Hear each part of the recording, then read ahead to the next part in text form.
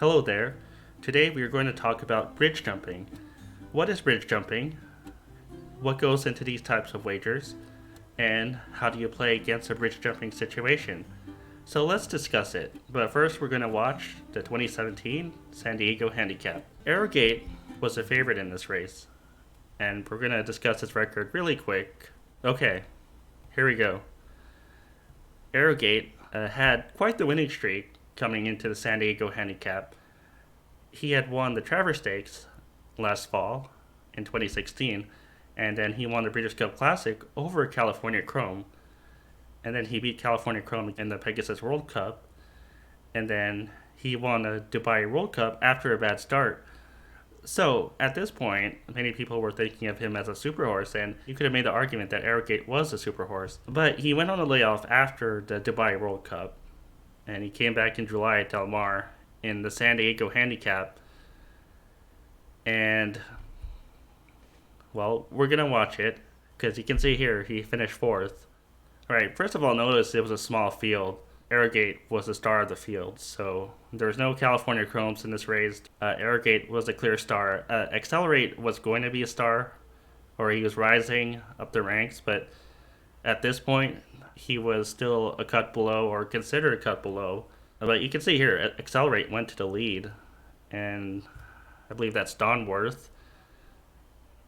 And right here in the middle is, might be Cat Burglar.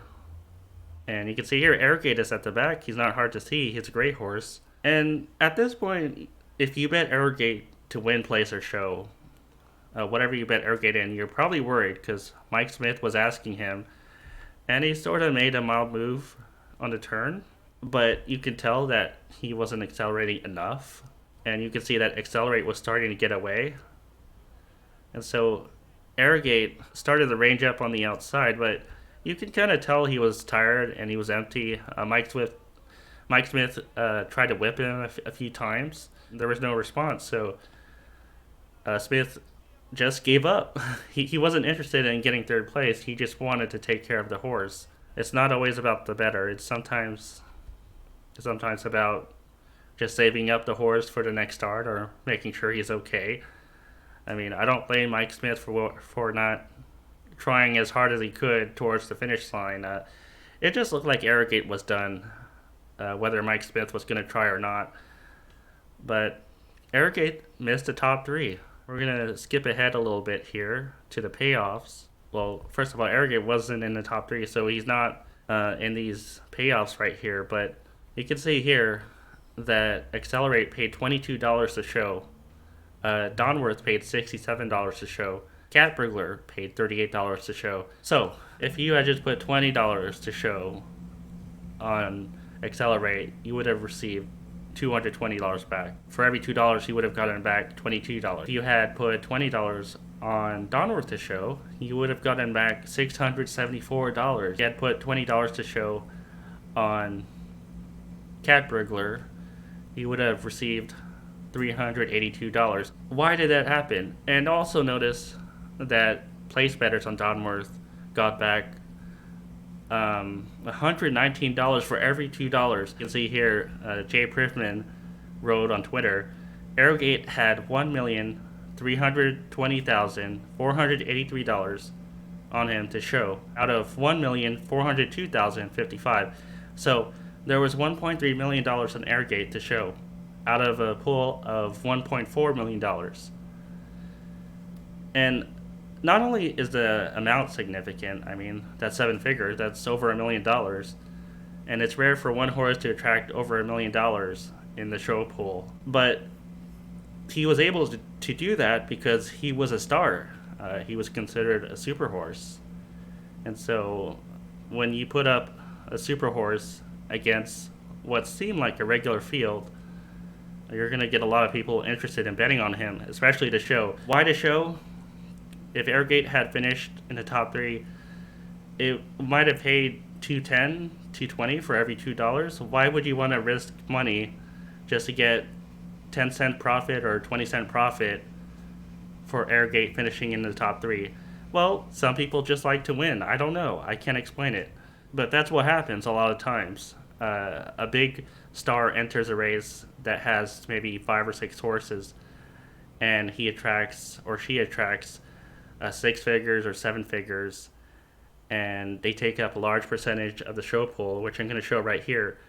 It says here, Gene Kirshner wrote that Arrogate off the board in the San Diego Handicap, he had over 96% of the show pool. That's a significant amount. So because Arrogate didn't finish in the top 3, all that money had to go somewhere.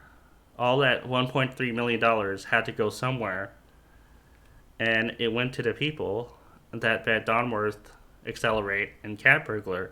You could also see Accelerate's place payoff was $32. So that's pretty significant as well. But the $119 for Donworth's place payoff, that is incredible. When you bet the show in a normal race, let's say it's just a normal 10-horse field claiming or allowance race, and there's no major star in the race, it's not going to pay double-digit numbers. You'll be lucky if you get $5 or $6 back on your show bet for every $2. In this case, bettors got back over $20 for each horse in the top 3. And as I said, that's because all that money had to go somewhere because Arrogate didn't hit the board. What would have happened if Arrogate hit the board?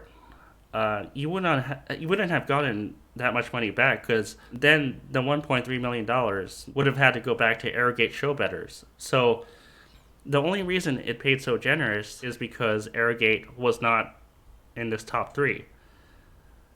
So you're basically betting that the star horse who attracted all that money is not going to make the top 3. If Arrogate had hit the top 3 and let's say Accelerate was second and you had $20 to show on Accelerate, you would have at least gotten your money back, but it wouldn't have been a significant payoff.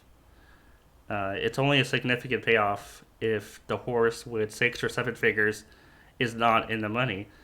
And in this case, people who bet Accelerate, Donworth, or Cat Burglar to show must have been jumping up and down when they saw Mike Smith give up on Arrogate. Again, Arrogate was empty, so I don't think Mike Smith would have done anything. It only pays a significant amount if the horse with 6 or 7 figures on him is out of the money. So just keep that in mind. It's not the type of wager you want to do in every bridge jumping situation. Let's say Zenyatta is taking on an optional claiming field at Mountaineer, and she has $900,000 on her to show, and she has 95% of the show pool. You could try to play against Zenyatta and pick another horse in that field to show and see if Zenyatta fails to hit the top 3, but it's probably not going to happen. But what happened to Arrogate in this case? Well, there are a couple of factors. First of all, Arrogate was coming off a string of wins, and even though he did them easily, they could have taken something out of him, especially the Dubai World Cup race, because that was overseas, obviously. Maybe he didn't handle the travel to the Middle East as well as we thought. Maybe he needed more time when he came back. I don't know. But he was coming off a layoff, and he was coming off a win overseas. And you could have reasoned to yourself that maybe he needed more time. And as time went on, it turned out that Arrogate just wasn't the same horse. So it wasn't just that he needed more time. He did finish second in the Pacific Classic, but he just wasn't the same horse. He finished 5th in the Breeders' Cup Classic. But going into the San Diego, you could have reasoned that he was coming off a layoff. And you could have just reasoned that he needed one start to get the engine started again in North America. I don't know what would have happened if Arrogate had come back to next year. I get the feeling that he would have disappointed again and again, but we'll never know. Anyways, that's my understanding of bridge jumping situations and how to play against them. You have to pick another horse in the race. In the example I showed, it was Donworth or Cat Burglar or Accelerate. You have to first check the tote board to see if it's the right situation. If there's a significant amount of money on that horse, on that star horse in the race, then you know that all that money has to go somewhere if that starter horse misses the top three. Once you see that situation on the tote board, it doesn't have to be seven figures. It could be six figures. It could be five figures too. It depends on the percentage of the show pool that the horse takes up. But you have to pick another horse in the race, and you have to bet that horse to show, and you have to hope the horse with all that show money bet on him. In this case, it was Arrogate. It's usually a superstar horse that the public loves. Not always, but usually. You have to hope that horse finishes out of the money and that your horse hits the top three. If that happens, if the star horse, in this case Arrogate, finishes out of the money and your horse hits the top three, then you'll probably get a double-digit payoff on your show bet. That is bridge jumping explained. Well, I tried to explain it, and that's how to play against it. So again, my definition is kind of loose. I said six or seven figures. I said 90% or more of the show pool. The more you see this type of situation, the more you'll adjust and have your own definition of what bridge jumping is to you. But to me, bridge jumping is at least 90% in six figures, or maybe 80% at most, at a minimum, and six figures. So that is bridge jumping. I tried my best to explain it, and thanks for watching.